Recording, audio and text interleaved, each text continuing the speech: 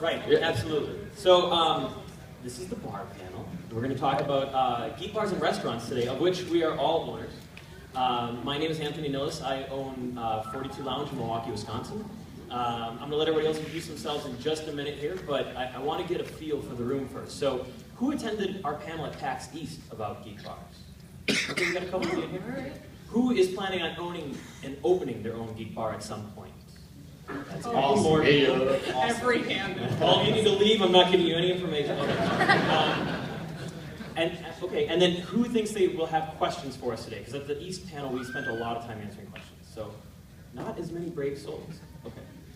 All right, so I'm going to let the panel introduce themselves, but before I do, because I know he's leaving shortly, I want to give a shout out to Guy Blomberg, who's at the back of the room right now. He is the founder of the Mana Bar in Australia. So if you've ever heard of that before, he's on our East panel, but around the crowd for yet. I know that we would have never opened our bar if it hadn't been for finding his. So, although I did at one point write to him and be like, hey, you want to do like an American version? He never wrote that to me. So. We're never going to let you live. He doesn't have a microphone, so he can't even defend himself. He's just got to sit there and shake his fist at me. But no, so thank you so much to Guy for doing what you do. We appreciate that. So I'll let the rest of the panel introduce themselves and tell you who they are and what they do. My name is Windowless. I am married to this guy over here. I'll be representing 42 Lounge. We are Milwaukee's only video game bar/lounge. We are located in the heart of downtown Milwaukee. We do video game consoles, tabletop events. Some of the things that I'm most proud of, this past summer, we took 90 people twice to the local Renaissance Fair on coach buses with free beer and cider. It was unbelievably fun. And just recently, we just got done doing a Doctor Who themed party with about 600 people who showed up, also in the middle of downtown Milwaukee. So I think we are making Milwaukee nerdier, and we're trying a little bit, yes. like one step at a time. Yeah. So I'm really excited to see what's going to come next. Cool. I'm Dave Aceto. I own Arcadia National Bar in Portland, Maine. So if any of you happen to ever be in Maine, probably a big contingent here, but so I was where you are at PAX East. I was in the audience. I did not own a geek bar yet, and now here I am. We've been open 5 months successfully, and I'm happy to show you that you can do this, which is very cool. We are a beer-focused arcade bar. We do 8 super local, awesome beers. We do not serve Budweiser. Very exciting out there. That's for us. They love your beer. Yeah. In terms of gaming, we have 10 pinball machines. We run a pinball league. We have 15 arcade cabinets, anywhere from the early Donkey Kong, Miss Pac-Man, Hubert types to Street Fighter 2, Mortal Kombat, NBA Jam, Simpsons, and then we've got a lot of board games. I think that there are so many subsets of nerd. We try to cater to them all. For example, this Sunday, tomorrow, we have a big party for the Royal Rumble for wrestling nerds.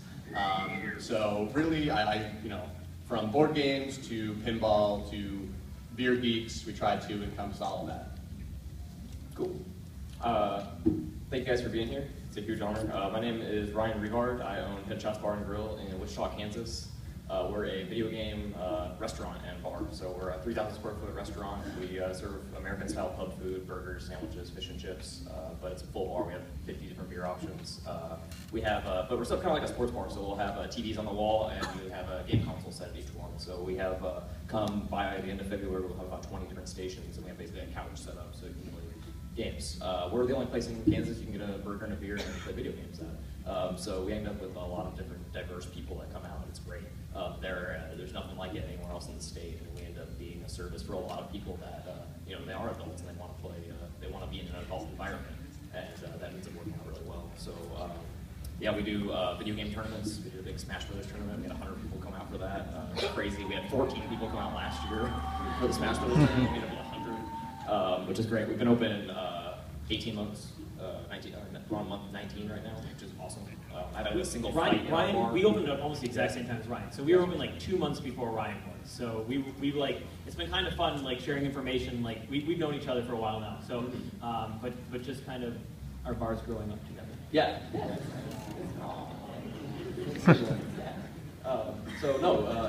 It's been great. So yeah, we're a restaurant focused. We do like 40% food. Like we're a restaurant, which is great.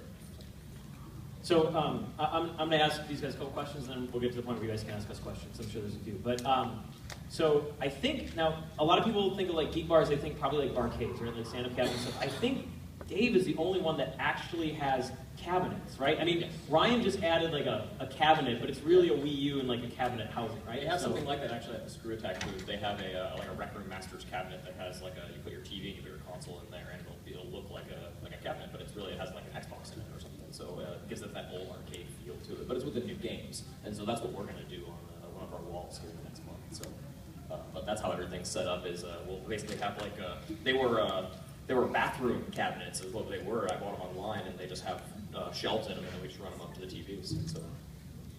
Dave, how, like with the arcade, what's like, so the rest of us do consoles mostly, like we get Xbox One, PS4, that kind of stuff. So like, what's the ratio, like you playing like pinball and cabinets to like kind of your consoles? So we have like a PS4 behind the bar, so you can sit at the bar and play. We have a Sega Genesis at the bar, and then we have a couch devoted to all the Nintendo generations.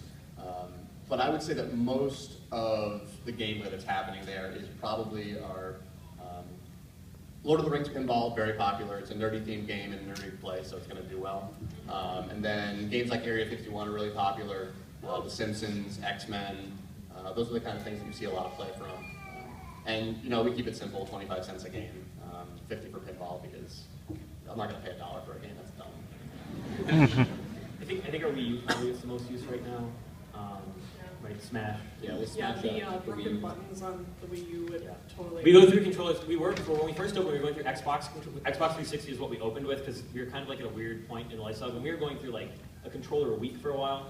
I don't even want to get into Rock Band controllers. How many of those we destroyed? We actually have this small area of our basement storage, It's which just a room is just for like broken Rock Band. sad Rock Band controllers. Yeah. Like, At PAX East, I remember saying that I haven't had any problems with Rock Band, and I was like, yeah, we just started it up, I haven't had anything broken, and then like leaving today, the entire back seat of my car is full of broken Rock Band equipment. Like, and so we actually get a lot of it donated, which is great. The community is super supportive when they see like, oh, your kick pedal broke again, like somebody will bring it back. Like, and that's really cool. It is though, right? It's like that's kind of the most interesting part about so like our bar. A lot of times it doesn't feel like other bars, and that's kind of why people come to us, right? Is because we offer an experience that they're able to go out into a bar, which is maybe an environment that they don't usually feel comfortable in, right? But they're surrounded. It's like the convention every day. They're surrounded by people that they know are into the same stuff, so they feel extremely comfortable.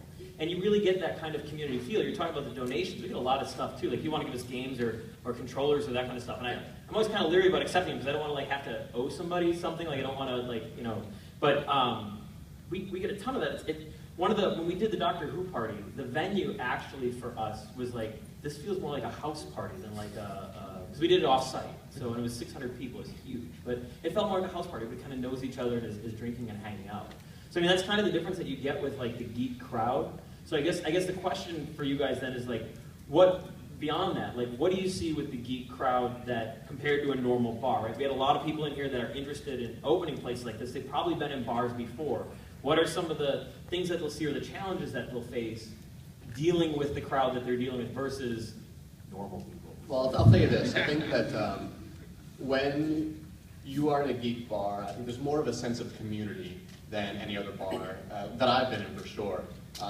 I see the same people 5 times a week, and not because they're drinking necessarily, they have a problem, but it's because they're gaming and they have a problem. They do. And having to be that solution for them. Portland's a small town, really. I mean, we're 70,000 people. We're not big. Our capacity is around 65 or 70 for the bar, but I can probably tell you at least, if there's 40 people in there, I can probably name you 30 of them. Just because it's like such a tight-knit community. Going back to games, like we leave our games out. There's no like checkout system. There's just a pile of video games there. So if you sit down in front of the Sega Genesis, there are 30 games from the Genesis just sitting there. And in 5 months, we had 1 cartridge stolen. And immediately, 30 people were like, take ours. I have a really good story about this.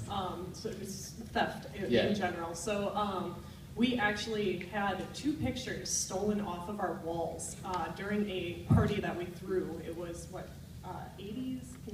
No, Halloween, right? well, we've done, I don't know, we do a lot of parties. We do Pirates versus Ninjas, we do Mad Scientist Party, which is